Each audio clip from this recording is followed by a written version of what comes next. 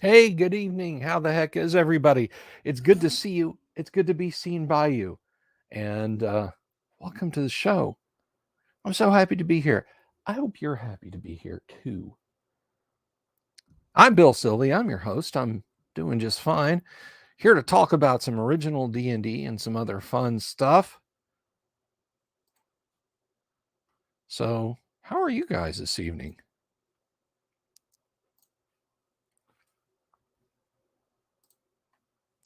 Hello, Damien, Mobius, Joshua Garla, Vincent, not a Bartolo. If you're looking for a Bartolo, Vincent, he's not your guy. It says it right there. I shouldn't have to tell you this. Okay? All right. Thank you. There, Vince. I'm sorry. I hope I cleared up any confusion. If anyone was giving you flack, I'm here for you, man. I'm here for all of you. So, in the words of the great Pink Floyd, if I didn't care for you, you didn't care for me, we'd zigzag our way through the boredom and pain, occasionally glancing up through the rain, wondering which of the buggers to blame, and watching for pigs on the wing. Animals, incredibly underrated Floyd album. I love it. I absolutely love it. Note a Bartolo. So you are a Bartolo and you want people to make note of that. I see. Okay. Note a Bartolo. Note a Bartolo. We used to, if you've ever been to a mall, a big shopping mall, and you've been driving through the parking lot and you see a yellow line, a broad yellow line that circles the entire mall about 3/4 of the way out through the parking lot. That is the Di Bartolo line. That is where the property owners of many shopping malls in America through the 80s, 70s, 80s, and 90s, the Di Bartolo family, would prefer that store employees park so customers can park closer. And they would send out little memos reminding us that on big traffic holidays, please make sure your employees park behind the yellow line. That's all well and good if you're working, say, 9 to 5, 9 to 6, 10 to 6. For those of us who worked noon to close, 1 to 9, noon to 8, and then going back out to our cars, walking across a darkened parking lot, sometimes 2 football fields deep. I never paid attention to the fucking thing. I parked as close as I could get, and on like a Sunday morning, that meant that my car was essentially parked in the food court near the front of the mall. Anyway, Rich Denver says, all gamers are equal, but some gamers are more equal than others. Gamer Farm. I like it. Yeah, even when I was a kid, I thought I thought Pink Floyd's Animals was just a musical representation of Animal Farm. But it's a lot of things. It's about politics. It's about the music business. It's just about interpersonal dealings. But anyhow, I hope everybody out there is doing just fine. Speaking of Rich Denver, and rich he is in both talent and kindness. Ladies and gentlemen, this Friday evening on this here YouTube channel, we are going to have the world premiere of the music video for the song Gallop Dreidel. Yes, that Gallop Dreidel from Ghost Tower of Inverness. Music and video by Bards of Greyhawk with a special appearance by Alan Hammock. Now you might just say, oh, Alan Hammock's in the video. That's nice. How nice for them. What's that got to do with the price in tea at China? Well, let me tell you something, mister. That's a darn cynical attitude for you to take. No, because not only am I going to have Bards of Greyhawk in this virtual studio, but also Alan Hammock will be here. That's right. We're going to have Alan Hammock and Bards of Greyhawk. We're going to premiere the video. We're going to rap with them about how the whole project came together, the musical sides of it. We're going to take questions about Bards of Greyhawk. Any questions for Alan Hammock? We're going to, if you guys have got any questions, and if you don't know who Alan Hammock is, honestly, get good. Is that what the kids say? The gamer kids say, get good. Alan created, first of all, I think most relevant. It's hard to pick anything that's most relevant, but Alan edited many great Greyhawk projects, including the World of Greyhawk box set. That was an editing thing that he did. So yeah, he's full of Greyhawk knowledge, I bet. And well, we might have some good questions for him. And he created Ghost Tower of Inverness, which the song Gallop Dreidel is about one of the personages of it, and I think you know how important that one is. And of course, Assault on the Eyrie of the Slave Lords. So if you're talking about D&D, classic AD&D, I mean classic AD&D, Alan Hammock has to be in your conversation. Now, we've had Alan on a couple of times, and it's always fun. It's always fun to have Alan on the show.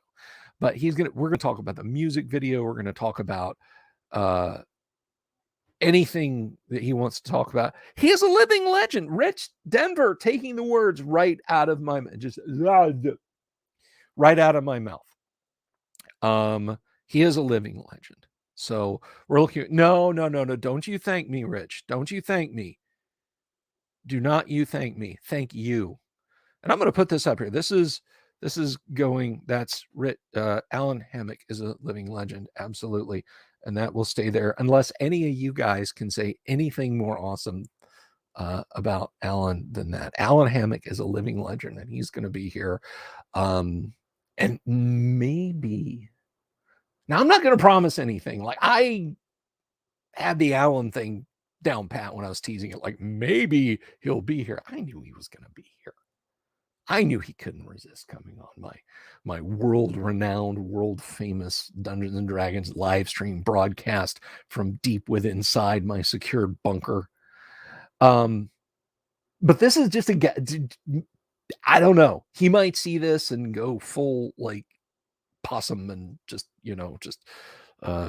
be like, no, and scurry away from the very idea. But maybe he'll talk about upcoming RPG related projects. Now, how many of you guys, what would you pay for an Alan Hammock penned module in the year of our Lord 2022? Don't answer yet, because we're going to ask him if he's got that in the pipe for us, is what we're going to find out. So I'm looking forward to that.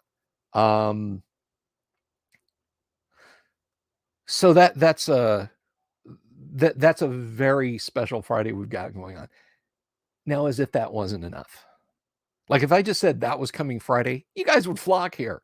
You'd be like, oh my God, I got to be here. World premiere video, Alan Hammock, Bards of Greyhawk. This is like, it's like the David Letterman show from back in the day, but good, Now, I would like to Dave in the 80s was really the shit. When he went over to CBS, but I'd like to position myself, I think, as the Tom Snyder, because Tom Snyder would just straight up have, oh, well, good evening. We're going to have punk band Fear on, and it's like midnight on a Friday and you're just getting your mind blown. So that's the role that I would like to step into, the Tom Snyder kind of role for that. But anyway, all that and more is coming up this week, because more is in fact what's happening. Tomorrow night, Paul Stormberg's going to be here. Paul Stormberg is going to be here. And for all my dancing around and just kind of saying, woo, chainmail, woof, mind blower, look at these charts, guys. Paul Stormberg eats, drinks, and breathes chainmail. Okay. As much as he knows Okay, see, now Bards of Greyhawk has got one. So we sponsored Alan Hammock's special guest appearance at Genghis Khan 42 in Denver, Colorado. But anyway, so tomorrow night you'll want to be here, because if you've heard me dancing around chainmail, like, oh, chainmail progenitor to D&D and so on, and there goes my light. Somebody cue Baker Street, please. But I've never focused on it. I've never sat still and just focused on chainmail. Paul's going to fix that. Paul and I, are going to have a chainmail battle tomorrow night. That's right. We're going to have a let's play of classic TSR chainmail on this show. Paul's going to talk to us about a whole lot of cool stuff, and I'm not going to steal his thunder, but I'm going to try and get him to tell a story about an extremely cool copy of chainmail that he's got and how he got his hands on it. And that's going to be the bizomb. So yeah, if you had any plans for Thursday and Friday night, drop them, because much cooler stuff is happening here. Unless you're actually playing in a D&D game, much cooler stuff is happening on this show than you had planned. So you can just come here and watch the show Thursday night and Friday night, and just a concert experience. Bards of Greyhawk, Alan Hammock, world premiere video on Friday, and tomorrow night, Paul Stormberg schooling us on chainmail, an actual let's play of chainmail. Guys, really, sometimes I think I should spread this stuff out, but honestly, I like cramming all that goodness. Next week, I'm going to be like sitting here reading an issue of The Dragon. Just, on page 33, they introduced a new kind of goblin. There's an ad for dice from ChessX. Let's scroll up to page 34. Oh, that's just an ad for graph paper. On page 35 is a letter, So anyway, but I'll find some fun stuff to do next week too. I might have an event happening next week that could interfere with show timing, but I hope not.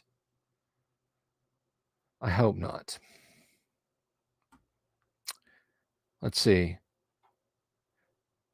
Vincent says, when I was first introduced to basic D&D, I was also introduced to Pink Floyd and their then final album, The Final Cut. We played that cassette tape backwards and forwards. Did you hear any messages? Were there like secret messages? So if a band that normally has a clean cut image and you play their music backwards, and supposedly you hear backwards satanic messages from this band, given that the final cut was anti-war, if you play it backwards, is it like Roger Waters is like, war is awesome, war is awesome, war is awesome? I don't know.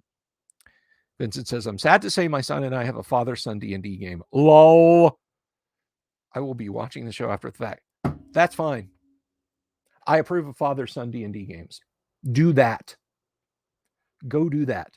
That is one of the things that is better for people to do than watching my show. One of the few things. You can go watch clickbaity videos on YouTube. No, I refuse. Come here. Watch me. So we got a lot of stuff in store, guys. We have a lot of stuff in store, and I'm so happy to have Rich and Jeremy. Although after that opening performance, they might be, you know what? We're just not going to do anything with your I don't know if your blood sugar is weird or something, man. We're not coming on your show. Anyway, but getting aside. So yeah, Rich, Jeremy, Alan, Paul, it's the Beatles. Sorry. It's going to have all those guys on here, and it's going to be a lot of fun, and I'm looking forward to it. So I hope you guys are too. I hope you're looking forward to it. All three of the viewers right now. Thank you, YouTube and Facebook, and for massaging my metrics so nicely. Speaking of YouTube and Facebook, though, I can't take too much skin off of YouTube, because as of right now, I don't know what you people have said or done, but it is fantastic. Having a quick gander at the channel, 888 subscribers. We are 12 subscribers out from 900. And we are literally in the landing pattern at that point. We are literally in the landing pattern at that point once we cross over the line of 900, because I feel that the last 100, given that between last week and this, like last week this time and this week this time, I have to look specifically at the metrics, and I'm not going to do it right now, but I've literally like blown up. Well, by my metrics, I've blown like 20, 25 subs or something like that. I just can't, I just cannot imagine that we won't hit 1,000 subs by maybe 1st of March, maybe. I mean, how cool would that be? Go into March with 1,000 subs, march into the month. March Madness could be. So I'm really excited about that. I'm looking forward to hitting 1,000 subs, because if you're one of those 18 new subscribers who hasn't been on the channel before, the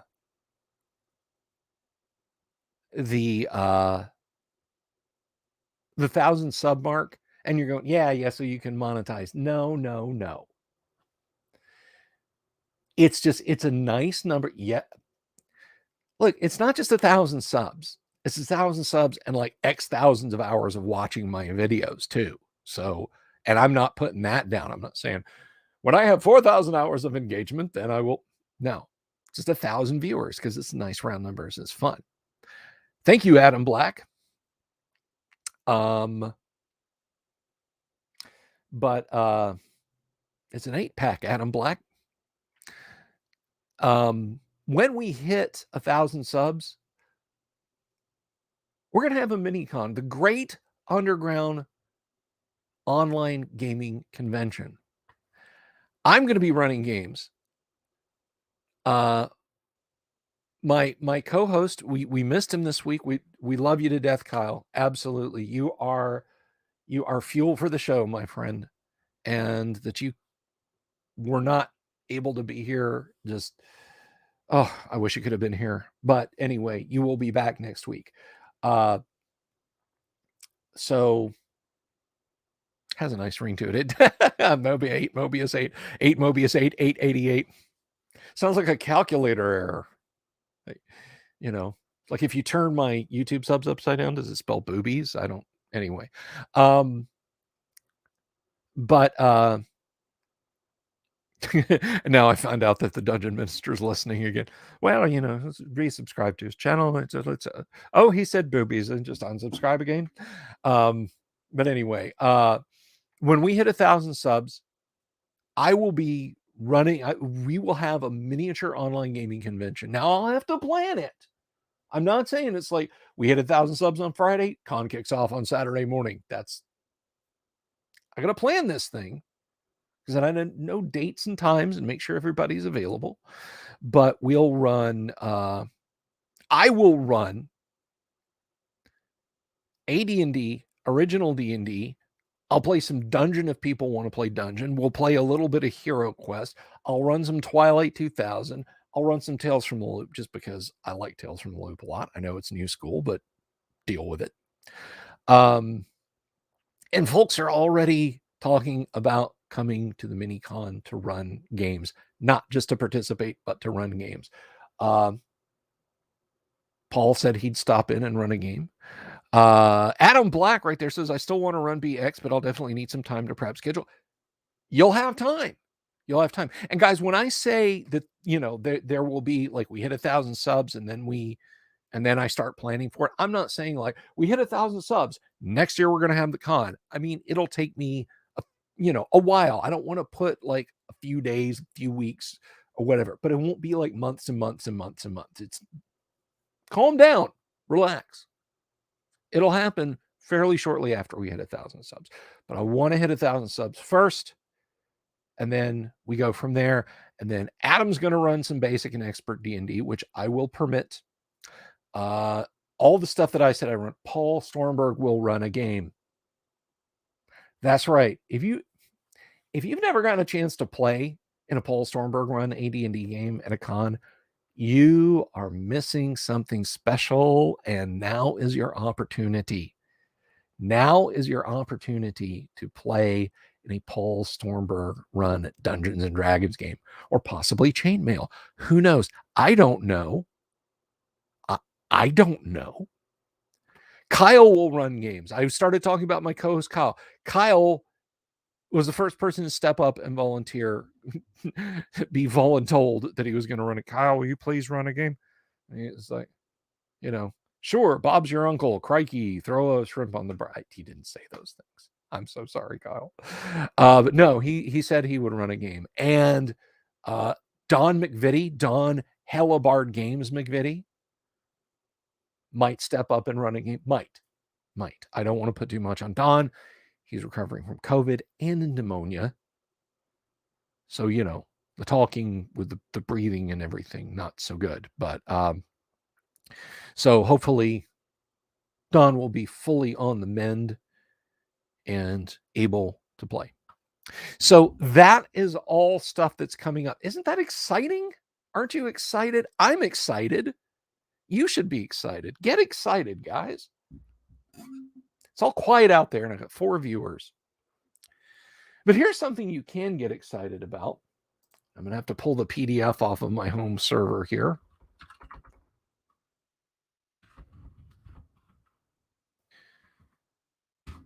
We are going to look at the penultimate. Now, I call it the penultimate supplement. But I want to be 100% clear about this. Supplement 5 doesn't exist. It's not a thing. A lot of people think that Swords and Spells is a supplement of OD&D. It's not really. It's its own thing. It is a chainmail-esque war game. And so, yeah, we're gonna have a look at Swords and Spells, but it's not really a Dungeons and Dragons. It's not really an OD&D supplement. It's a war game that has many fantastical elements in it. Adam Black says, my excitement is at level 888. Not over 888. This thing must be broken. All right, so let's jump in. Let's jump in right now. So we're gonna minimize that. Oh, and by the way, as always, thank you for our Patreon supporters. We'll talk more about that at the end. But if you'd like to support the channel on Patreon, right down there, patreon.com/The Delver's Dungeon. But let's get into it. So it is, once again, it is late 1976. The trade press has blown up about this Dungeons and Dragons. And there are so many additions and add-ons, stuff from the Strategic Review, which I've gotten a few issues of. There's that magazine, The Dragon, which I haven't gotten any issues of. But it's all coming rolling in, right? But as it turns out, over at the comic shop, there's one more supplement. This is called Supplement 4, Gods, Demi-Gods, and Heroes. Now, if demons and devils were in that other supplement that I bought back when, well, I guess gods and demigods would cover like the good stuff, right? So this is all good guys in here. Let's crack it open together, sitting just outside the Orange Julius with our hot dog and our Orange Julius and our big pretzel and, we're going to hit Camelot record for a Pink Floyd, a Pink Floyd 8-track to listen to on the way home. It's going to be great, right? All right, so let's jump into it. And we will go. And here we are. This is it. This is rules for fantastic medieval war game campaigns playable with paper and pencil and miniature figures. And this is absolutely, just drink this in, guys. And I don't mean that in the least bit sarcastic. This scan that I have, now I'm going to stop right here. If you go and buy the PDF scan of this off DriveThruRPG, you're not going to get the color cover. Wizards of the Coast being Wizards of the Coast, Bowderlized, OD&D, and I mean, once again, guys, nobody owns H.P. Lovecraft's work. Nobody owns it. It just. Michael Moorcock said he was okay with Elric stuff being in Dungeons and Dragons. I swear, you guys just made the situation worse. This is not a PDF that you can buy, is what I'm trying to say. This is not a PDF that you can buy. This is a scan of the copy that I have. And of course, I didn't bring it over here, or did I? Did I? No, I didn't bring my physical copy over here. I'm not going to have you guys stare at my fat butt while I dash over there. So not only is this the fourth and final supplement, is the second full color cover.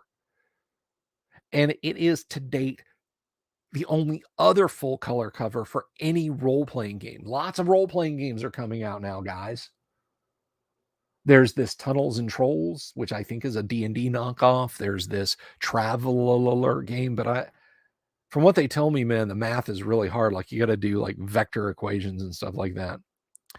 But this is the next book, and look at this gorgeous cover. It's Egyptian themed. Look at that. Look at that artwork. Supplement 4, Gods, Demi-Gods, and Heroes by Kuntz and Ward. Not a Gygax in sight on the cover anyway. But this is beautiful. This is hands down one of the most beautiful pieces of art in D&D history. It looks like a photograph. Like, I honestly, when I first got this book, setting aside the whole LARPing about it being the 1970s, when I first got this book, I did a double take because I thought they'd just gotten like a very nice full color picture out of an Egyptian tomb. It looks that good.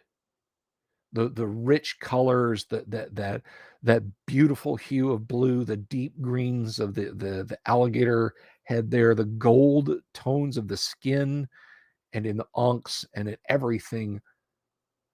That is to die for. That is a piece that you can be laid into your sarcophagus looking at just before they close the lid, unless you are still alive and twitching and kicking and screaming in your mummy wrappings, in which case it's horrifying. But that's not the case. This is a lovely piece of artwork on the cover of Gods, Demi-Gods, and Heroes. But to jump back, what is it? By Robert Kuntz and James Ward. Well, we've seen their names in the OD&D books before, so this will probably be okay. And then we have a nice like woodblock art here, and there's like a cyclops playing a pan flute. A sweet naked chick in the background there. What all is going on with this one?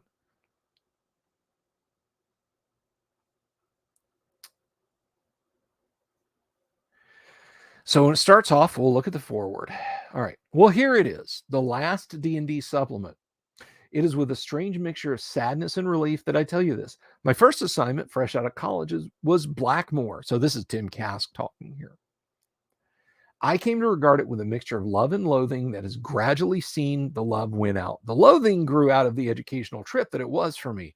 They don't teach you in college what to do when the press breaks down or your manuscript gets mysteriously misplaced. You just have to wing it. Well, the same applies to D&Ders everywhere.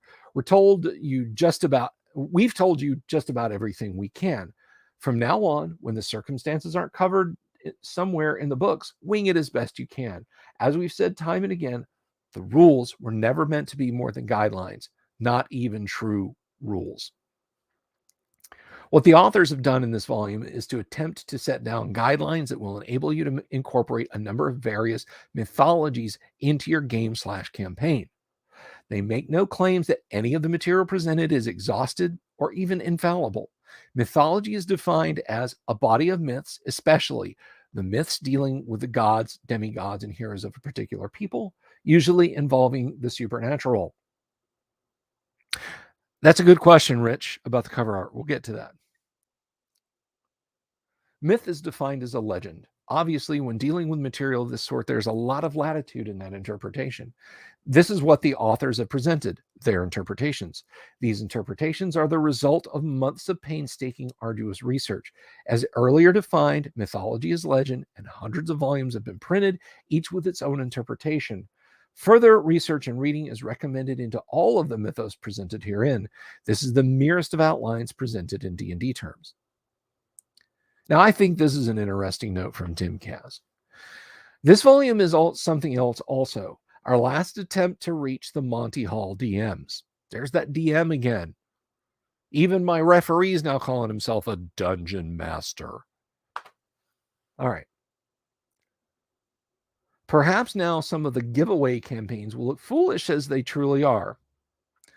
This is our last attempt to delineate the absurdity of 40-plus level characters when Odin the Allfather has only 300 hit points. Who can take a 44th level lord seriously?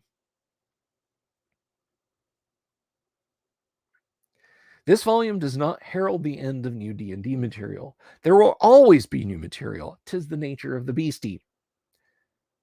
There were many myths that couldn't be squeezed into this. Keep looking for new stuff in the future in the pages of our periodicals, those that didn't fit, as well as those aborting at this very moment. Just don't wait with bated breath for another supplement after this one. May you always make your saving throw. Timothy J. Kask, TSR Publications editor, Lake Geneva, Wisconsin, July 4th, 1976. So, unlike previous volumes, we are literally shoved into the deep end right here. The book is not really broken down into classes or combat systems or the underground and wilderness adventure. We just jump straight in. God psionic abilities per class. We have class 1 through 6 with descending strengths and attack and defense modes, starting at 350 all the way down to, well, nil, but to 100, and then A, B, C, E, and F, G, H. And then it notes, gods or demigods listed as class 6 cannot use psionics and are invulnerable to any type of psionic attack. So that's interesting. They don't have psionics, but they can't be reached.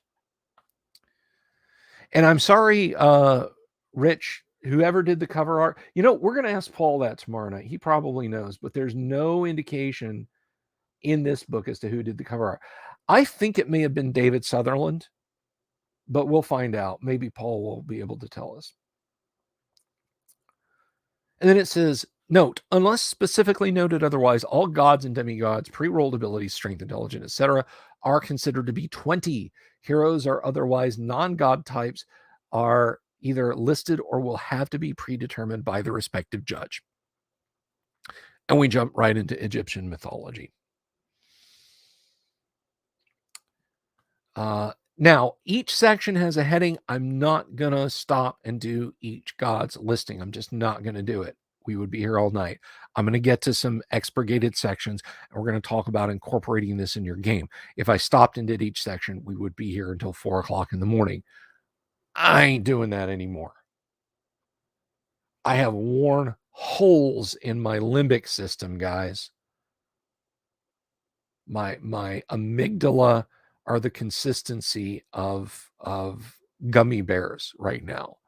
I've got to get my sleep back under control. So we'll be ending this at a fairly reasonable hour. But we're going to take a look at some of the myths. Egyptian mythology. The ancient Egyptians had a culture lasting over 3,000 years. It is only natural that their faith would undergo a change. Their gods aged with Ra starting as the ruler and growing senile, and Osiris taking over after being killed by Set. The pantheon presented is one with Ra in prominence only because there are more gods in this early group. So we have Ra. Let's hear it for the sun god. He's a real fun god. Ra, Ra, Ra, Ra, Ra, Ra.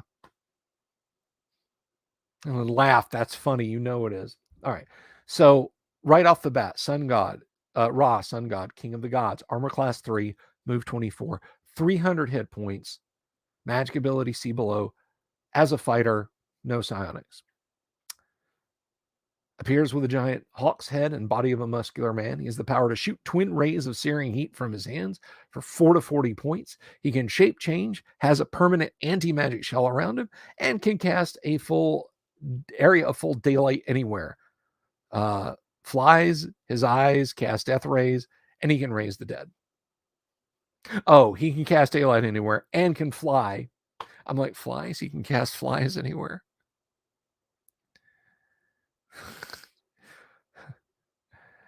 So we got Shu, god of desert and light, Geb, god of the earth, Thoth, god of knowledge, or Thoth. Is it Thoth or Toth?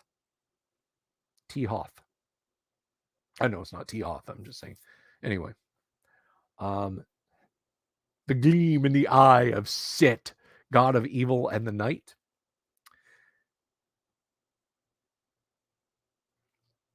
Minions of Set. And if you're wondering if you could plug this into a Conan thing, yeah, you probably could.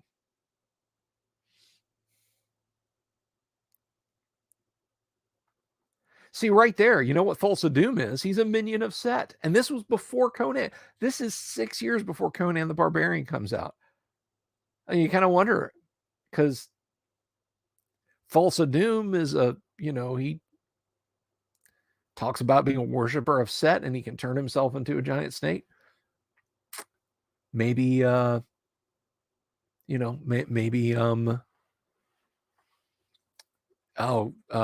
Milius read some OD&D books.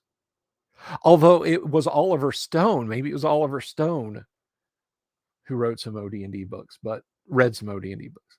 Osiris, god of nature and the dead. Anhur, god of war. Ptah, god of outer space. See, I would have given him just like shit tons of psionic abilities, but whatever. He can force beings into a nameless void with a look of his eyes. Sending one being per melee round into this void, only he can bring them out again. He's not affected by magic weaponry, and there is no known limit to the speed. He can travel on land or in the air. Ptah just wants to be there. He's there. Sekher, god of light. Horus, son of Osiris. The Horus heresy. Let's not get started quoting Conan. You guys will kick me into the chat forever. Hey, it wouldn't be nearly as annoying as the people gather at your game table quoting Monty Python's Quest for the Holy Grail, because it's always the knights who say, guys,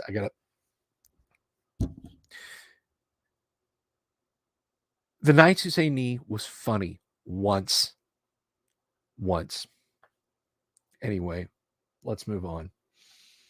Bess, god of luck. Isis, goddess. And we come to our first specified non-demonic female, I hesitate to say monster, but entry in an original D&D book.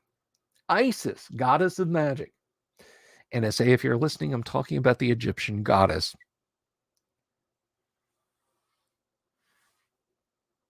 Oh, yeah, I know Conan was from the 30s. Trust me, I do know Conan was from the 30s. I was reading Savage Sword of Conan and such like and etc. well before the movie. Oh, you got a question there, Halsey?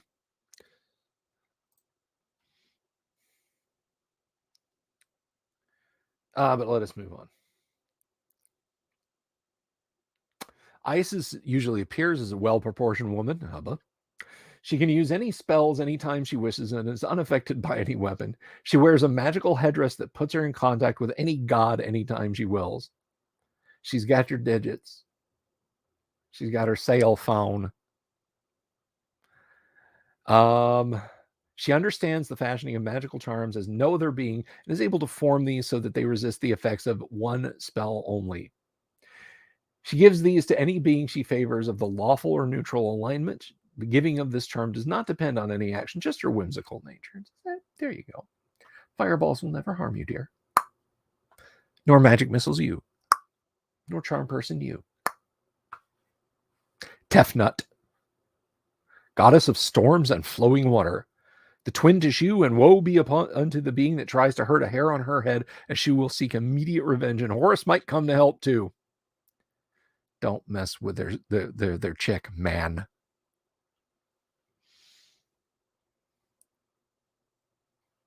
She appears as a well-proportioned woman. We get it, Jim. We get it, Rob. With a head of a lioness. Oh, she's a furry. Oh, no. Hers is the power to call up windstorms, twice the power of a staff of wizardry, or cast lightning bolts 2 at a time for 24 points apiece. She can shape change, speak with the dead, and summon 3 to 24 water monsters to her aid. You know, lions, controller of waters monsters. Wait, what? And then we've got Nefeltis, the goddess of wealth, Anubis, guardian of the dead, Bast, the cat goddess.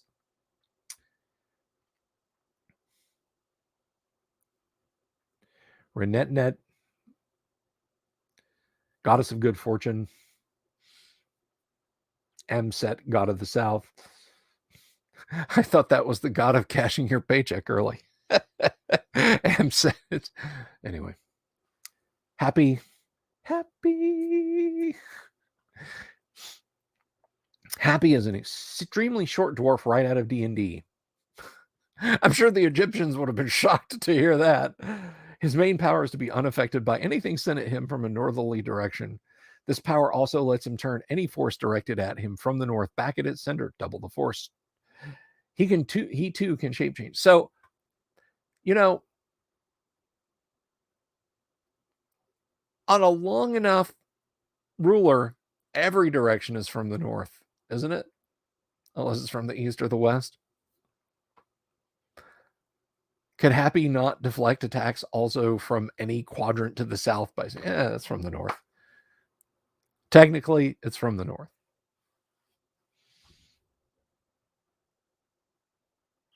God of the east, god of the west, Apesh, god of greed and evil. No, they're not listing alignments. They're not going a lot into worshippers align and stuff like that. Like later we get in deities and demigods. We're getting just kind of a gloss over here. Apshai. Now that one is important for reasons, but he's the god of insects. A giant praying mantis always able to hit his enemy. His bite is worth 6 to 60 points of damage. He can shape change and call an insect plague on a person, town, or country at will. Why do I say it's important? Because one of my favorite computer games back in the day to get my D&D on with, and I will do that. You know, one day I might just have to play Temple of Apshai. In fact, I think I will. We'll do a let's play. We'll do a live stream let's play of some Temple of Apshai on a Commodore 64 emulator. But Apshai, the god of insects, the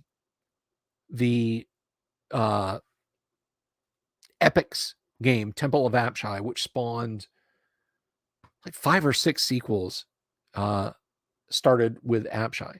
And I mean, the fantasy role-playing games from Epic's were just shameless D&D games. And there's no question. They were written in BASIC, and their logic goes in terms of how AD&D works, in terms of hitting and so on. Fire snake, and we have some monsters here. A fire snake, a winged serpent, a magic item here. We've got a life scepter, and then there's the phoenix, a rock-sized burst, constantly bathed in flame. A little bit of a drawing. Now, let me just pause here. If you're watching this to see awesome illustrations, there are not any.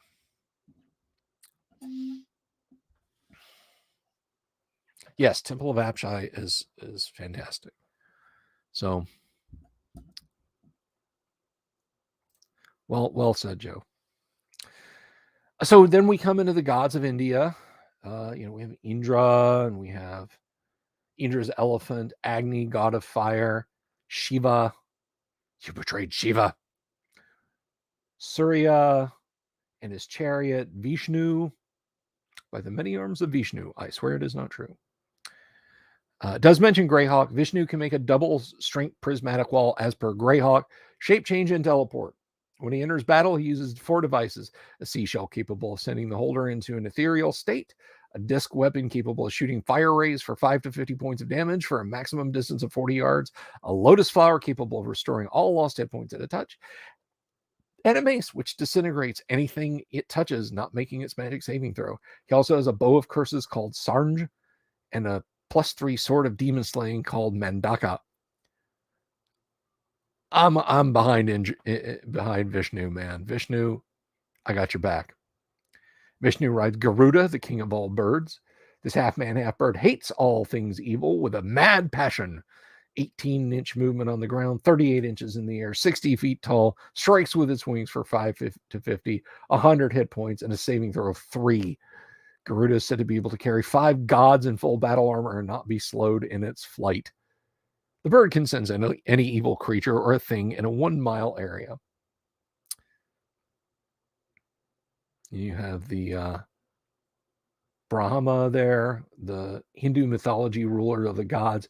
Now, I just want to say that Hinduism is, and beliefs, they're still practiced in India. So he actually is statting up someone's religion here.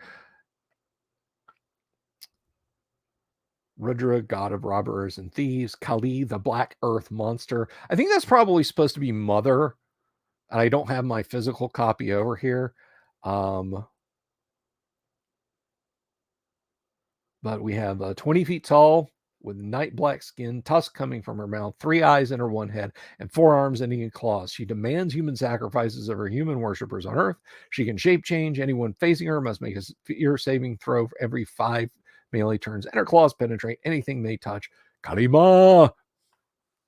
Hitting for 4 to 40 points of damage. Can I whistle while I was looking the bright? That, I think that's a fallback, callback to earlier. But yes, Mobius, you can. Devi, goddess of energy. 10 feet tall, 10 arms.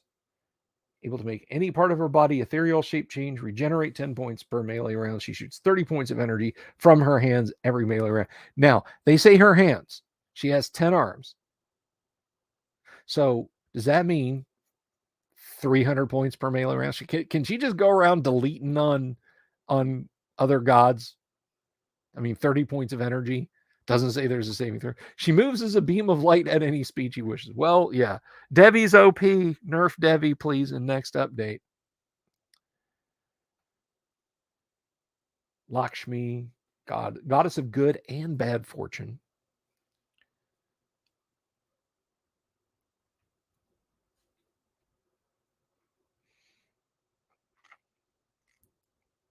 Move 18 inches or 75 inches. Always makes her saving throw, and no material object can hit her.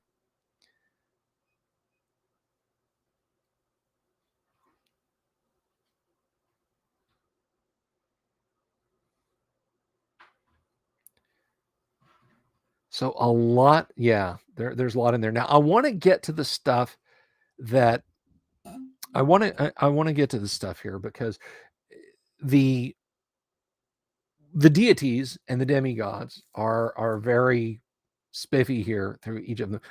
Now, one thing, we don't have a table of contents, so I'm just going to have to scroll down through here. You're going to have to bear with me. But there's Greek mythology, and it's not in order. This is not in any kind of order. It's not very organized. It's like, we start off with Egyptian, then to Indian, then to Greek, and it just kind of jumps around. It's not an alphabetical order. It's not, So let's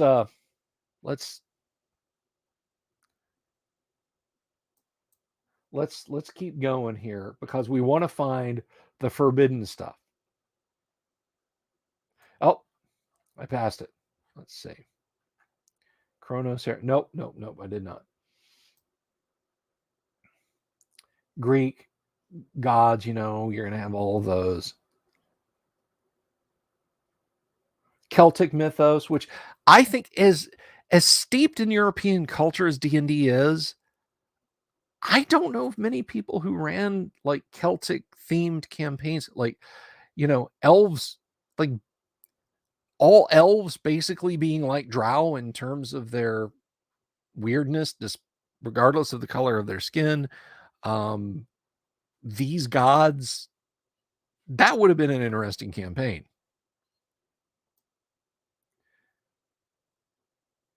But yeah, we've got those. The Norse gods, and then there's Odin the All-Father, 300 hit points, so on and etc.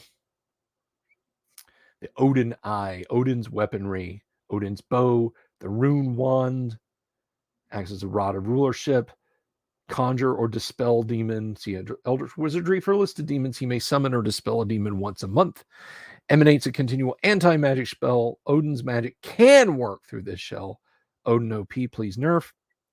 6 energy levels are 100 points for every melee round it is held by any other god than Odin.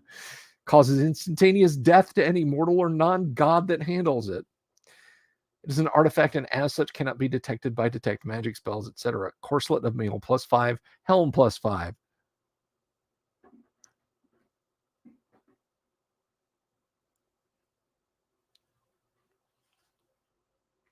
A ring that produces other rings.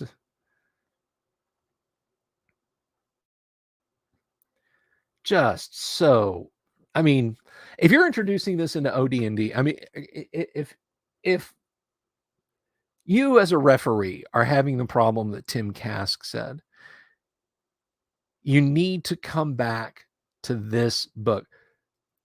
If nothing else, what it says in the beginning, this and later deities and demigods absolutely positively should cure you of being a Monty Hall DM, because, and I don't think he's listed in here, but Kurt Lumak, the god, the kobold god, is has 168 hit points or something like that.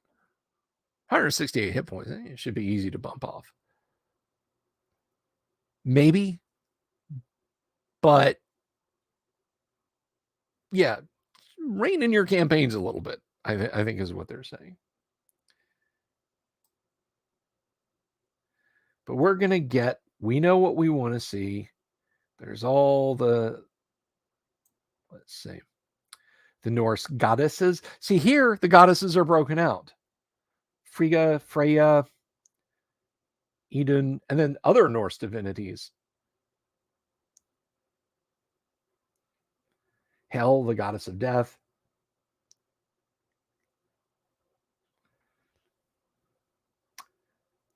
To get to her dwelling is a task indeed. One must first travel to the crystal and golden gate that is guarded by a 30th level lich whose name is Modgood.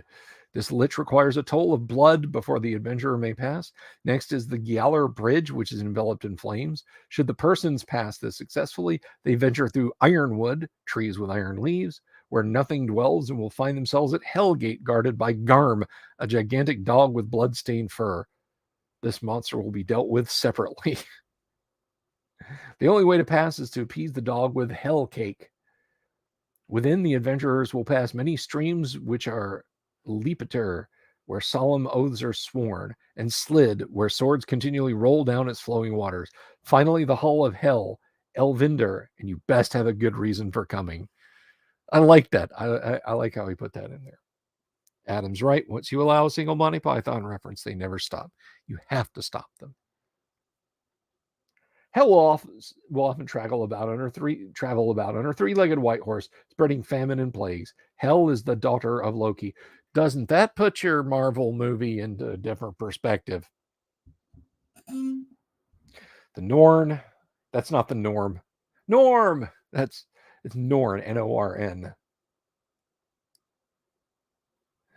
the Valkyrie, Einhar, messengers of the gods, the monsters of Norse mythology, the giants, Herm and Surtur, Mimir, Sterkoder, Hymen,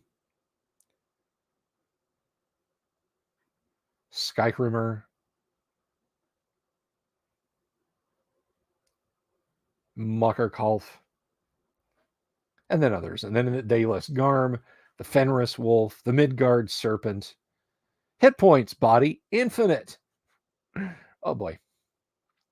Dragons, dwarves, light elves, dark elves, dark elves. These elves dwell beneath the earth and cause trouble for anyone wandering through their territories. They live and cause evil upon Svartalfheim. Dark elves. Yeah, that is a spelling error with norms.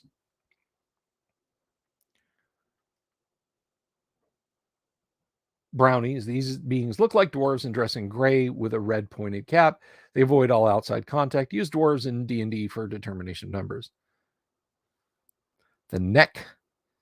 These creatures are a mixture of the Nixie, for they dwell in water, and of the Harpy, since they lure people to their imprisonment through singing.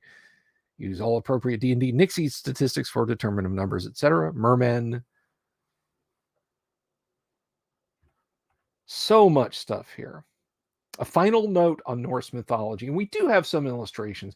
These look like they either came from or were like lithos that were taken out, or we're gonna have Jim on. We're gonna have Jim on again. We're gonna ask him about the art in Gods, Demi-Gods, and Heroes because it's very interesting. Mobius says, "I want a beer now." I want a beer all the time. I feel you, man. So I don't know if those were an in-house artist or if they just copied those from a freely available source. The Finnish Gods and Heroes. So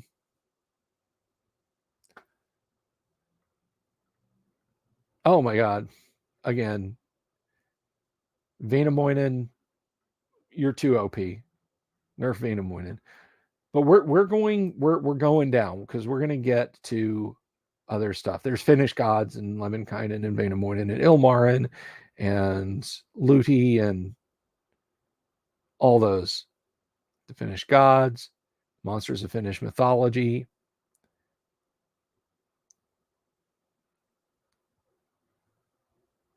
Finnish magical items. This is cut out of the PDF that you get from Wizards of the Coast. Robert E. Howard's Hyboria. Note, this mythos has no psionic abilities. Conan's world is very real in that Robert E. Howard went to great lengths to limit his magic and sorcery to firm up the believability of his stories. The gods of his world are of many types and go from one extreme to the next in working or leaving alone mankind. So let's look at Conan's stats. We got Sam over here and orders a couple beers. Hell yeah. Conan, armor class as a normal man. Move 12 inches, hit points 117. You're not taking Conan down, guys. Alignment, neutral. Magic ability, none. Fighter ability, 15th level. Strength, 18 by double odd. 16 intelligence, 10 wisdom, 17 constitution, 18 dexterity, 15 charisma. If you dispute the 10 wisdom, go read the Frost Giant's Daughter. This mighty fighter at the 15th level also has thieving abilities of a 9th level thief per Greyhawk. His animal instincts make it almost impossible to surprise him, roll a 1 on a 12-sided die, and his unusually keen perception allows only the most clever of traps to entangle him. With the new Greyhawk rules, he receives a +4 in hit probability and a +6 on the damage he does. He opens all doors and wizard-locked ones on a roll of 1 to 3. His thief abilities allow him to open locks 75% of the time, remove traps 70% of the time, pickpockets and move silently 75% of the time, and hide in shadows 65% of the time. Conan kicks ass. Stats for Conan, that's right. And all this gone out of the PDF reprint. Seek out a PDF of it elsewhere. That's all I'm going to say about that. Crom. I never prayed to you. Armor class 4, move 18 inches, hit points 300, magical ability C below, fighter ability 20th level. Conan's deity, a grim savage human, presides over a great hall in the high mountains filled with the powerful fighters. That's Crom, strong in his mountain. He hates any form of weakness, and to call on him in this state is to bring dooms instead of help. I pray to him, but he doesn't listen. He has the power to teleport and fights as a storm giant. He wears +4 armor and uses a +3 sword. Mitra, god of the Hyborians. This being has no known form, but his worshippers like to present him as a perfectly formed human male. Mitra is a 40th level magic cleric type and uses the astral spell with no range limitation. He uses +3 armor and shield in battle and a +4 sword of cold. Yes. Uh-oh. I pushed Adam Black over the edge. Sit. Take his information from the Egyptian section for his powers. The gleam in the eye of Sit. Azura. I think that's a Japanese wrestler, isn't it? No, that's Asuka. You did warn us. You did warn us, Adam. So Azura, polymorph into any of the human types of the world. He can use spells as a 20th level magic user cleric, and he will, in times of need, judge's option, dispel any magic sent at his priests or worshippers. When fighting hand to hand, he uses a spear of light that hits as a +3 spear for 8 6-sided dice. 8d6. He ganks you with that spear. Sethulgus, a deity with a frog's head and a man's body. Ribbit, ribbit. It has 7 eyes and the power to animate its statues in any of its temple. This god is very fond of human sacrifices and will animate a statue in a temple at any opportunity to get one. He drains energy levels at a rate of 3 per turn. No saving throw applicable. Yow. Hanuman the Accursed. A giant ape form when appearing on Earth and strikes as a storm giant. There, Kyle, if you're watching this, ape cults. Ape cults.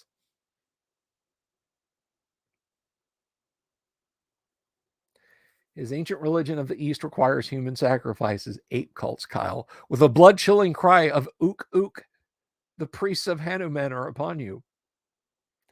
Yezid, a giant black spider able to consume energy levels, as does Stormbringer. Stormbringer? Why is Michael Moorcock in this book?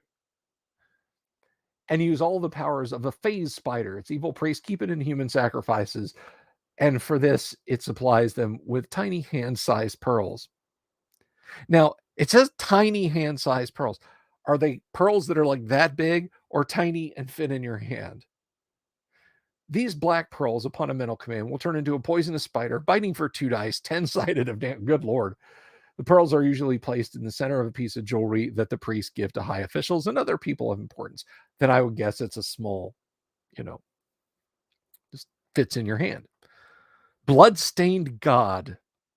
The god appears as a golden idol crusted with red jewels that appear to be of great value. The being stands 8 feet tall and seems to be made of gold. Only +3 weapons or better affect the monster, and it is totally unaffected by magical spells.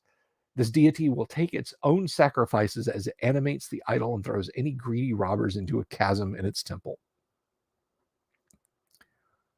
Yama can only manifest himself in the form of a huge 60-foot tall green stone idol of a man with many arms. The god can hypnotize 1 to 50 beings into motionlessness within 50 yards of its body, and the only effective way to kill the god is to kill the summoning evil high priest. It has 8 arms that strike for 3 to 30 points of damage. There are other deities mentioned, but never explained. Bel, god of thieves, Old Ones, Jula, Golden Peacock, Erlik, Maka, Lear, Baal, Moloch, Araman, Ishtar, Zolti, Pteor, Dekto, Babd, and Tanel.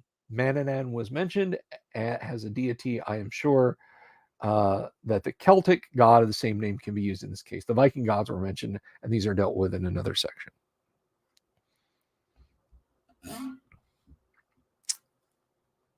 So, one thing I will take the two authors to to task on here.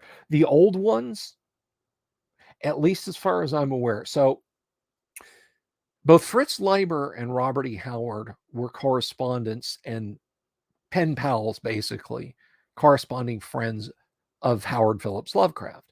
Both of them wanted to include Lovecraftian deities in their own worlds. I think there's one where he wanted Fafhrd to encounter Cthulhu in R'lyeh, like in his sunken city, and steal something from him and survive to tell the tale. He really liked the Conan stories, and he really liked the Fafhrd and Grey Mouser stories, and he really liked both authors. But he told them both, my stuff's not good enough for you guys. You guys need to do your own original thing. So do that. My suggestion is that you do your own original stuff. And they did, but Howard's old ones are Lovecraft's old ones. He doesn't go into explaining them, but that's what they are. So you get into Lovecraftian mythos, and it does bleed over into Conan's a little bit. Priest Kings of Set. Figra Khotan, an evil wizard of 30th level and an evil high priest of the 15th, was a bitter enemy of Conan. Khotan was able to call on the minions of Set to aid him. Minions dealt with in another section. Thoth Amon, a 20th level wizard and an enemy of Conan. Thoth Amon's ring. A coiled serpent with 3 coils biting its tail.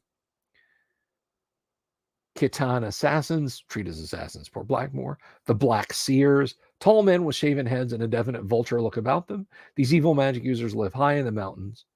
From the 2nd level onwards, these magicians can cast illusions and hypnotize. From the 4th level onwards, they are able to animate objects which they place all over their castles.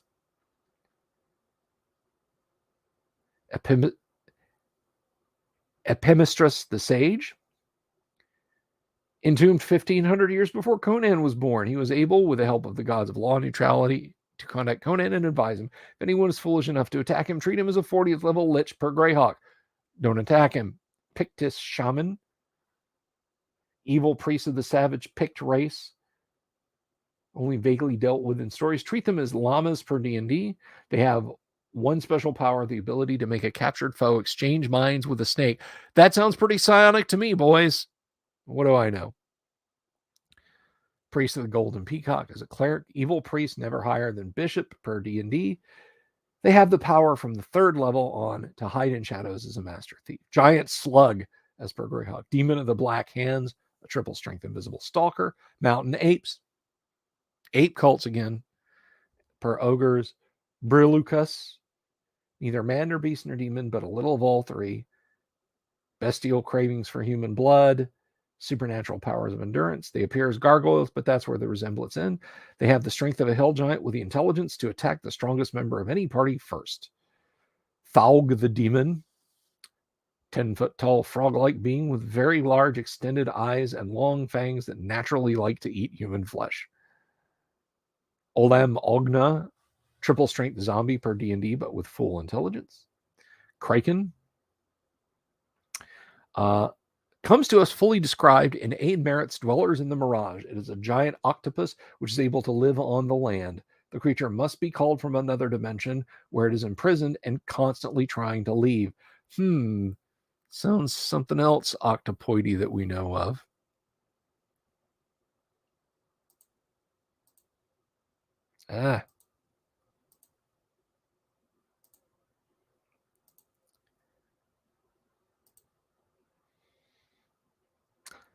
Posted Savage Sword 130 to off topic in the Discord. It is a work of art. Awesome. Can't wait to see that.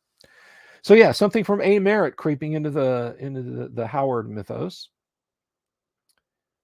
Red Shadows, Dragon Lizard, a crocodile. It's called a dragon lizard. Cosatral Kel the Demon. Ghouls of Yanadir, Frost Giants, as in D&D, but these are much more intelligent. Ice Worm, treated as a purple worm. A victim not making his magic saving throw against the purple warrants of hypnosis will walk right into its mouth. Heart of Ahriman, device of great power, able to work over any distance. Now that was featured somewhat in the less good Conan sequel, Conan the Destroyer. The Heart of Ahriman acts as an anti-magic shell for 6 persons. It appears as a heart-shaped gem with a golden glow when in use. Chest of Zarathustra.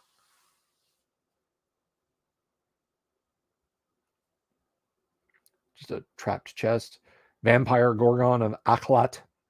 Female demon with the powers of a vampire in D&D that used a large red mask with a magic gem in the center. This gem turned beings into stone as she drained the energy levels from them. No magic saving throw given. Giant magnets. Oh, I see. It's a trap. These are commonly found in Wizard's Room and are perfect for when a savage warrior in plate mail comes charging in wanting the poor magic user's life. I simply must include those in my Castle Greyhawk adventures. Thank you, Jim. Thank you, Rob. So you get the idea, right? Lots of Conan stuff. I'm not going to go through everything. We're getting on. It's been over an hour now. But let's take a look. All of this stuff.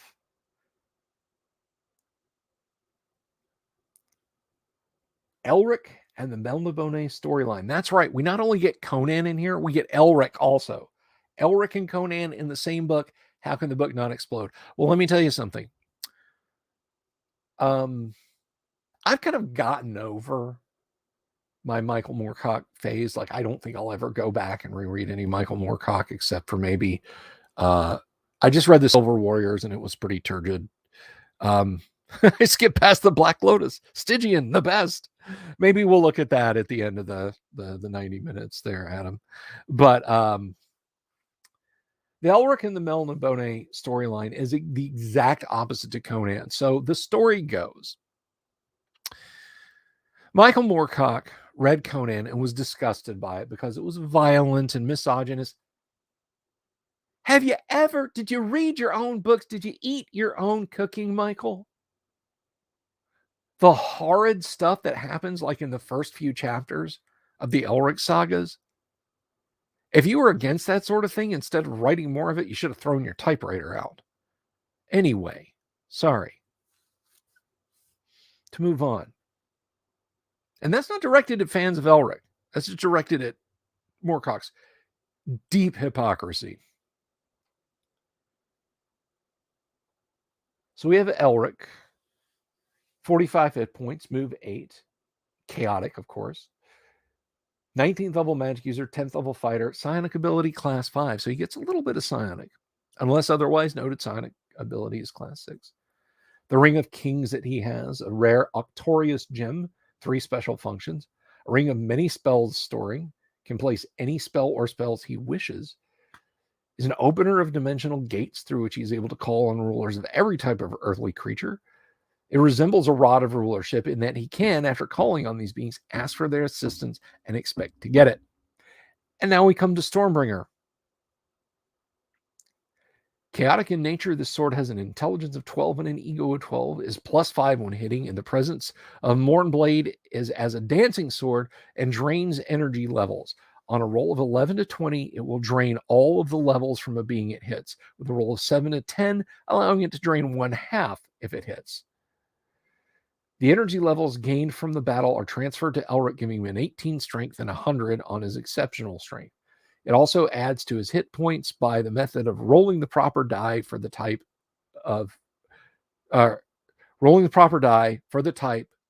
being hit. The type of being hit. Sorry. It's getting a little late. You always thought the lodestone was a dirty trick. I love the lodestone. Fighter walks into a room. Shank! Just pulled down on the floor.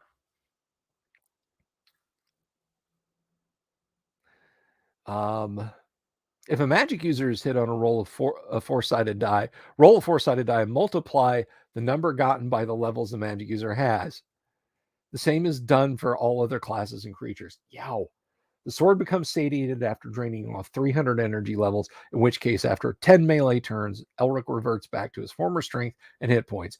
The sated state lasts for 50 full turns, at the end of which the sword will take another 300 levels. And then there's the neutral Moonglum, friend of Elric, 11th level fighter, thief level 7, uses no magical weaponry, but his unusual fighting ability makes it impossible for anything less than a 9th level fighter to get past his guard. It should be mentioned that the fear of Stormbringer makes most of their enemies attack Elric, giving Moonglum many openings at unguarded foes. See, I would go the other way. Let's attack Shorty over here. The guy over here doing the David Bowie impression. David Bowie meets Edgar Winter. We're going to leave him alone. We're going to attack the roadie. Yeah, so magnets hurl the players against the walls, and then the rust monsters come in.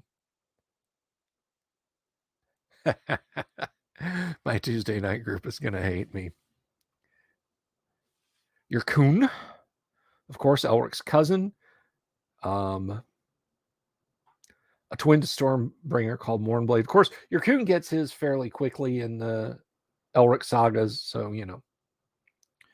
Can also use many unusual spells, which his own ancestors have developed. That's just up to you. He is Psionic class 4, and a 18th level magic user. That's up to you, referee. Come up with spells for him to use. Celeste Karna.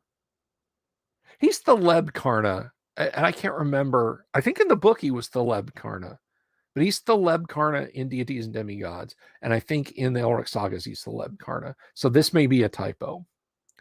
An evil Pantanian wizard of the 15th level.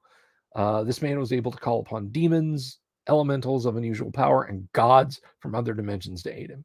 Arioch, of course, his private guardian until in the last book, Elric kills him.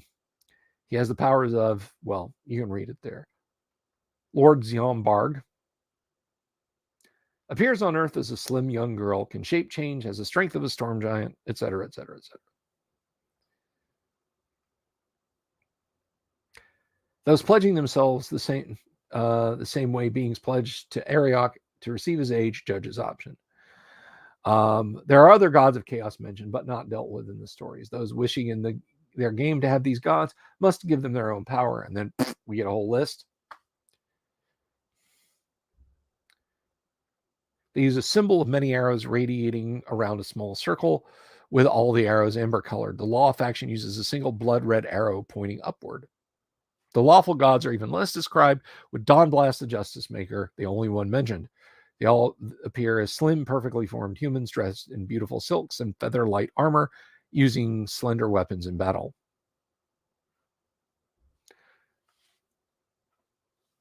You have Orenlu, Mordags,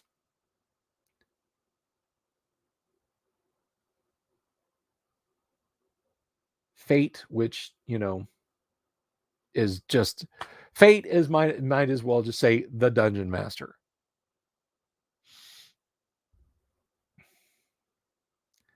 The Dead Gods, the Mountain Gods, Kakatal, the Fire Lord, Strash, the Lord of the Water Elementals, Grom, Lord of the Earth, Misha, Lord of the Wind Giants, Mirklar, Lord of the Cats. These are the master types. Hashtag.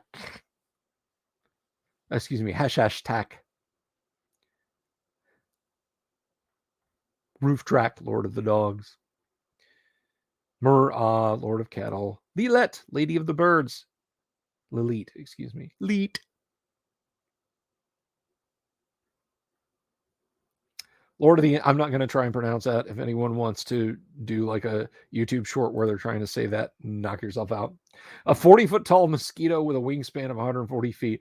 This creature would fill any being with horror. Its stinger kills anything it hits, no matter how tough the being or god. It hates to be called on, and there's a 55% chance that it will kill the being calling it. Yeah, don't worship a giant mosquito, guys. Just don't.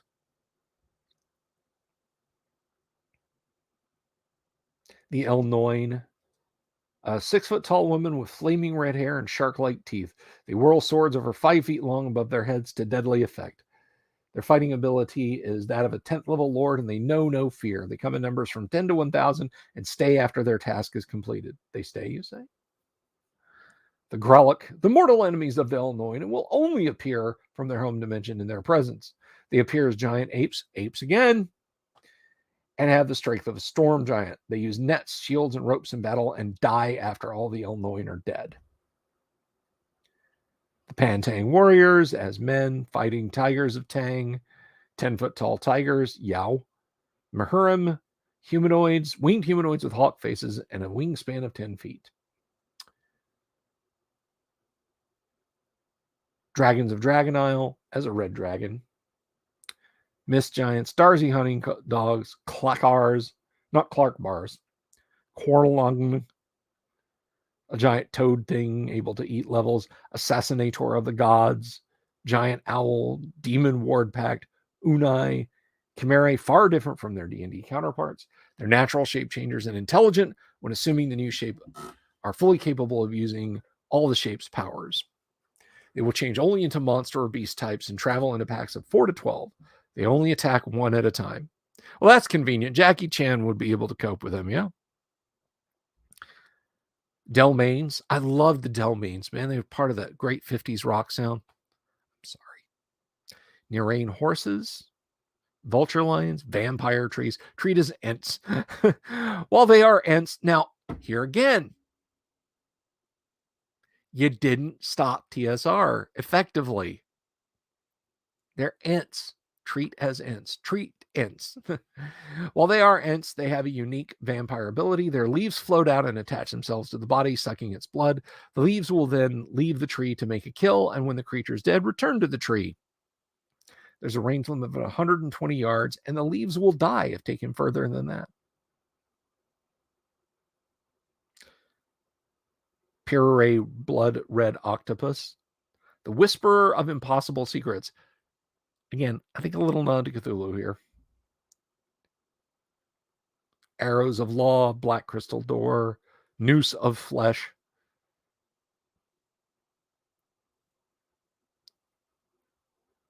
And then we get into the Mexican and Central American mythos, which are nice, if that's your jam. Eastern mythos, this is Chinese and Japanese, I think, unless the Japanese are specifically listed, and I'm not sure. We're really getting on time-wise here, guys. I'm going to wrap this up. My throat is starting to give out on me. And I want to be able to talk when I'm talking to Paul tomorrow. So I think that is it. And we have the Chinese. And that's it. Yeah. So we get to... And I cannot make out those names. And that doesn't help at all. J. Reich. Something there. And then, can't read that. Frontispiece. Odin. And that's it. There's not even notes. And I don't think there's even a, hey, you can buy neat stuff from TSR in the very back of the book. But I don't have my book in front of me.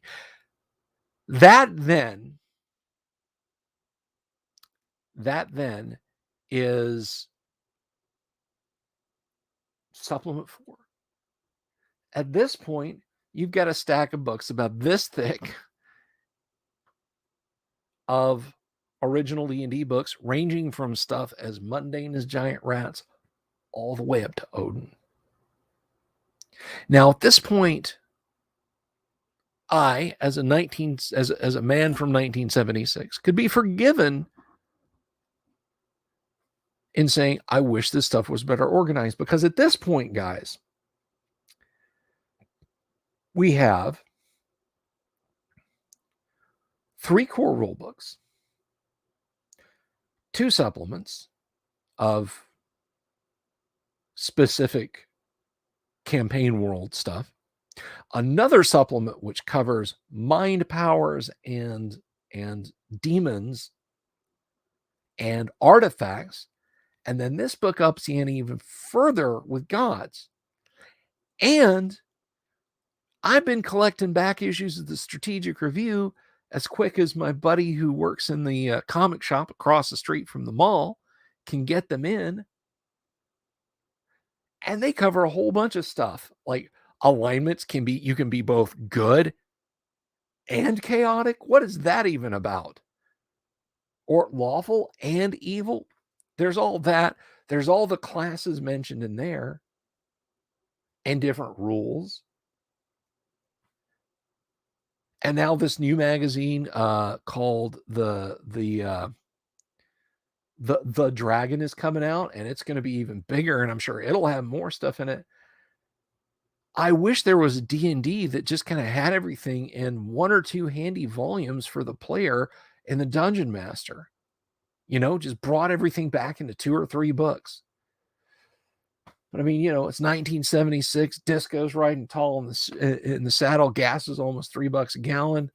Stagflation, all that nonsense. What are we going to do, guys?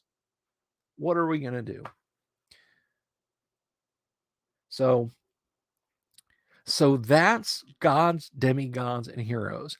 Now, some people, myself included, I used to labor under the notion that gods, demigods, and heroes had Cthulhu references in it. And it only vaguely does through a couple of channels, but otherwise the same as what you saw here.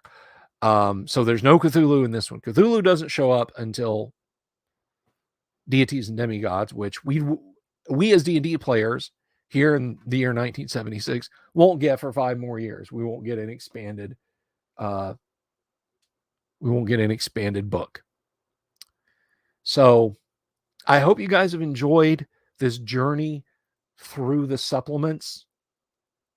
They're certainly fascinating and interesting, and it's neat to see how D&D has evolved over the years. In a way, we had it pretty easy as kids in the 1980s. All of our stuff was already there.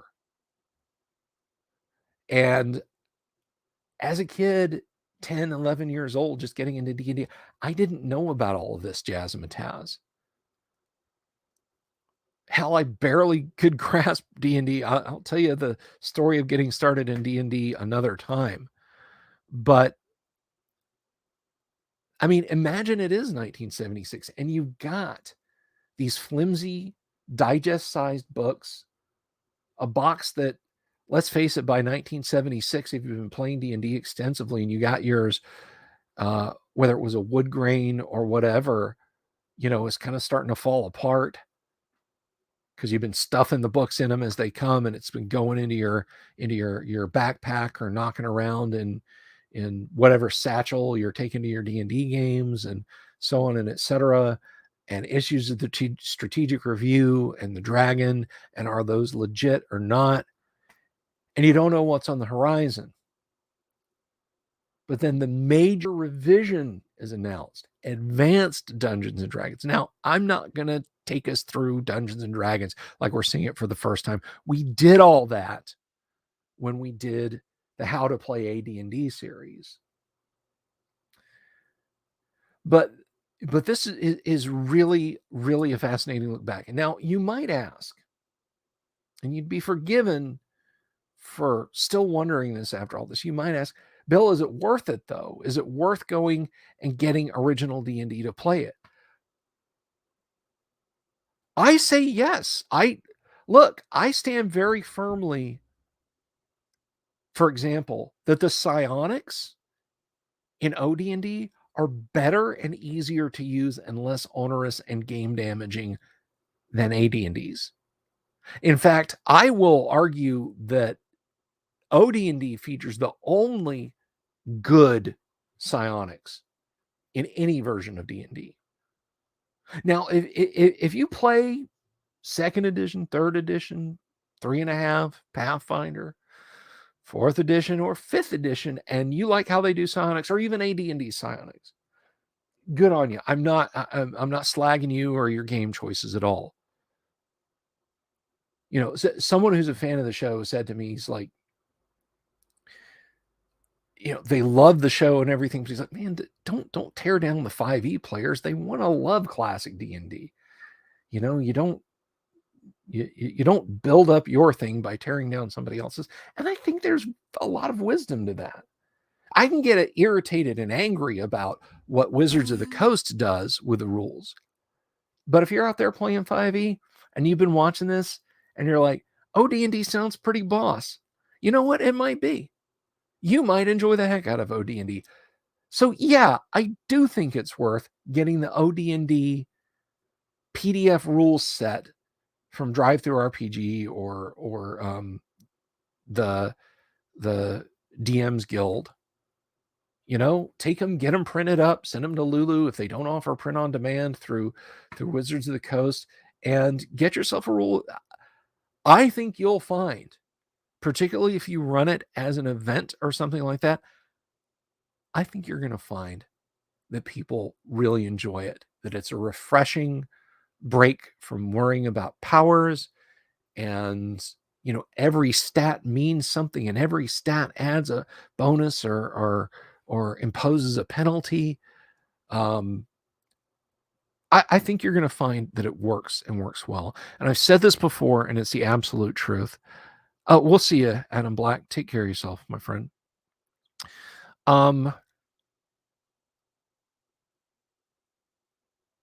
OD&D, when I have run it at an event, nobody's ever walked away from the table saying that sucked. That was terrible. I don't like OD&D. I never want to play OD&D again. People played it and enjoyed it, and they enjoyed it for what it is. I've run with as little as just the core rules, and I've run with all the supplements, which is damn close to AD&D first edition. It is damn close. So my recommendation, if you've enjoyed this journey through original D&D and the Let's Plays we did with characters, and we had Yang on last Friday, and Yang, he journeyed into the Temple of the Frog, and he survived. Well, he didn't survive his first encounter, but we wanted to keep playing. So, we just, did the Clue, the movie, but here's what might have happened. And, he went to another level and explored around and did that. It can be a very refreshing and liberating experience saying, I'm playing Dungeons and Dragons, just OD&D. I'm not concerned about skills and that what. Guys, you can play and love all versions of Dungeons and Dragons. All right. One of the things, a lot of the dungeon delver that you see, guys, is just meat. Is what you see is what you get. But one thing, and I'll tell you, I don't edition war anymore. I don't go on forums. I don't yell at people. I don't argue with people about, I see people who are like, well, 4th edition was the pinnacle. It's been downhill since that, and everything before it was crap. Awig says, except 4th. But I just, if I'm going to write something about Dungeons and Dragons, I would rather write something positive about the editions I enjoy that don't involve tearing down somebody else's editions. I can say that I think my wife is the most beautiful woman in the world without telling somebody else that I think their wife is ugly. Challenge yourself. I want you guys to do that. I want you to challenge yourselves. I know it was a joke, Awig. I know. But I want you to challenge yourselves. If you've been out there edition warring,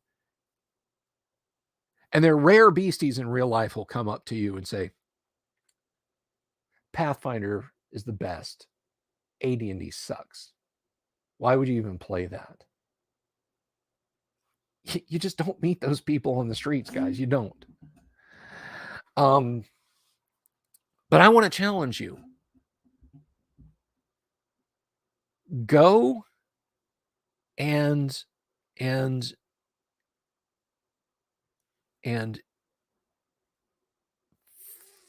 don't seek out edition wars. Don't get bogged down in it. But if somebody comes up and you're in a general gaming discussion online or whatever, even in real life, and you enjoy what you've heard here on this channel, and you've decided to embrace OD&D or AD&D, and somebody starts in about, oh, but then they were old and broken and they're bad and Gygax and just say something positive about it. You know, it's not football gambling. It's not, it's not living in the Soviet Union versus living in the United States. It's not, it doesn't cost you anything to just be nice to somebody and say, I bet you like D&D. I bet you'd like AD&D if you tried it. I bet you'd like OD&D if you tried it. I bet you'd like Basic if you tried it. Guys, I have had a good time playing D&D with everyone I have played D&D with. I have never sat there going, this sucks, this sucks, this sucks, this sucks, this sucks. And I've played them all, except 4th edition. That's only because I didn't know of anyone playing a 4th edition game who invited me. But I've played OD&D. I played basic D&D of many stripes. Of course, AD&D 1E. I played 2nd edition. We played 3rd and 3.5 for years back in the early 2000s because that's what my friends wanted to play. And then lots of D20 systems to boot. D20 Star Wars, D20 Wheel of Time. Hell, our D20 Wheel of Time game ran for 2 years. And yeah, I played some 5th edition. So don't block yourself off. Don't shut yourself in, and don't shut other people out. The only gatekeeping we should be doing as hobbyists, the only gatekeeping we should be doing is saying, bring your desire to play D&D to the table and nothing else. No bad moods, no attitudes. Gatekeep people who don't love D&D away if they're going to tear your game down. If they don't love D&D because they don't know it and they want to try it, yeah, absolutely. Absolutely. 4th edition don't go around here, Law Dog. Edition warning, 6 months in the cube. It's my little Judge Dredd there. But where I'm at with this, guys, all kidding aside. Now, I mean, do I want to run out and get 4E stuff now? No, not really. But if somebody said, hey, we're going to play a D&D game, do you want to come over and we'll hang out and drink beer and eat pizza? And I showed up and they're playing 4th edition. I'm not going to go and turn and stomp and walk out. I've talked a lot that people who don't love our hobby are messing our hobby up. The people who wear it just as a fashion statement. And if we get fractional, if we split off into cloister groups, it can be picked off one at a time and just nattered to pieces by the beautiful people who don't care about our hobby.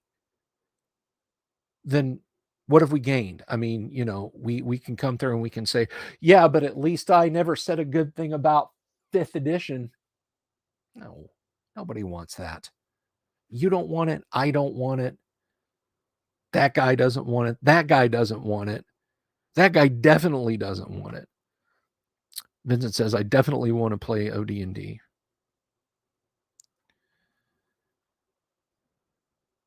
Rich says, I played OD&D with the Secrets of Blackmoor film guys. We played Tonnesburg Dungeon. It was awesome. Excellent. That's great. That is great. But just keep that in mind, guys. And if you've loved OD&D, if you've watched OD&D being played, Go get the PDFs. They're dirt cheap, guys. They're dirt cheap, and there's no reason to break the bank. I know a lot of you guys are aficionados of having the original booklets, but guys, they cost a friggin' fortune now. They're just too expensive for me to say. But you can have them in your hands, like the real ones. You don't have to rely on PDFs. Go get them from Drive-Thru or get them from DM's Guild, and either print them, get them print on demand from them, or buy the PDFs and send them to Lulu and get them done print on demand there, or some other print. Take them to almost at Home Depot. Don't take them to Home Depot. They won't know what to do with it. Take them to Staples or Office Max, whatever it is right now. Which was the company that got bought and then became the other? I don't remember. The big office supply place that does that prints that will do print on demand jobs, or to FedEx, who bought Kinko's, and get them printed out, and then you'll have a physical copy of the OD&D and play it and enjoy it. And I bet you'll have a lot of fun. So that's what I've got for tonight, guys. I just want to thank you all again for watching. Jack Photon has an go watch Jack Photon's videos on YouTube. Look up Jack Photon on YouTube and watch his videos on making your own bound books. Take him to the photomat booth in the mall parking lot. Hell yeah. You can sell me stuff to print a house, but you can't print a book. Vin Diesel and Carl Urban got Judi Dench to play D&D on the Riddick set. I've heard that story. I want to know if that story is really true. I want to believe that. I want to believe that. But hey, again, thank you guys for all being here tonight. I really appreciate it. My bedtime is soon-ish. So I'm gonna I'm gonna wrap up then, guys. I do want to thank, though, everyone who supported me, who is supporting me on Patreon, and that is Digital Discord, Joshua Garlock, Lord Corion, Ricky Maru 1-8, Mobius 8, Kevin Reynolds, Joseph Lucas, Doomsword Deathmaster, Mark Simpson, Damien X247, and James F. Keck. Thank you, guys. I appreciate it. It really helps, and it helps me help you guys experience lots of fun things. So I really appreciate those who have hopped on board, and thank you all very, very much for that. So I'm out of here, guys. Have a positively wonderful evening, and I'm going to see you all tomorrow night. Tomorrow night, we have the great and mighty Paul Stormberg here. We'll be playing Chainmail, and we will be talking about the history of Chainmail, and it's going to be an absolute gas tomorrow. It's going to be so much fun. So be here for that, and be here Friday for the world premiere of Galat Dreidel from Bards of Greyhawk. I've been your host, Bill Sylvie. Peace to you all. Take care.